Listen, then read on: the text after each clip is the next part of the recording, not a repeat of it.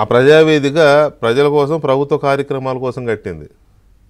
అది ఎవడో కులకడానికో లేకపోతే కాపురం చేయడానికో కట్టుకున్నది కాదు. అది లేకపోతే ప్రైవేటు వ్యవహారాలు రాజకీయ వ్యవహారాలు చేయడానికి కట్టింది కాదు. అది ప్రజావేదిక అనేది పూర్తిగా ప్రభుత్వ కార్యక్రమాలు, ముఖ్యమంత్రి సమావేశాలు, పెద్ద సమావేశాలు. ఎందుకంటే సెక్రటేరియట్లో అందరూ పెద్ద పెద్ద సమావేశాలు జరగవు కదా.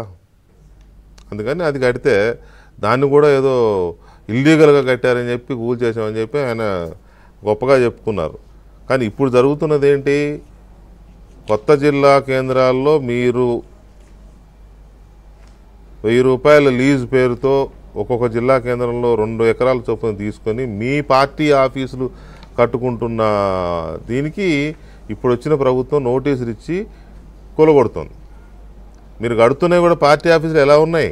అవి పార్టీ ఆఫీసులు అంటారు. వాటిని మీ తాడేపల్లిలో మీ ఇల్లు ఎలా ఉందో సేమ్ డిజైన్ కనపడుతుంది అక్కడ కూడా చూసేవాడికి. ఆ విజువల్స్ వస్తాయి, చూడవచ్చు మీరు. సో ఎందుకు ఇది జరుగుతోంది? అసలు వీళ్ళు ఎలా ఇళ్ల స్థలాలు పార్టీ కోసం ఎలాంటి ల్యాండ్స్ తీసుకున్నారు, ఎంత ఖరీదైన ల్యాండ్స్ తీసుకున్నారు అనేది ఒక్కసారి మా AP bureau chief Ramarao details ఇస్తారు. తర్వాత చర్చలోకి వెళ్దాం. Ramarao, good evening. Very good evening. Ramarao, వీళ్ళు వైసీపీ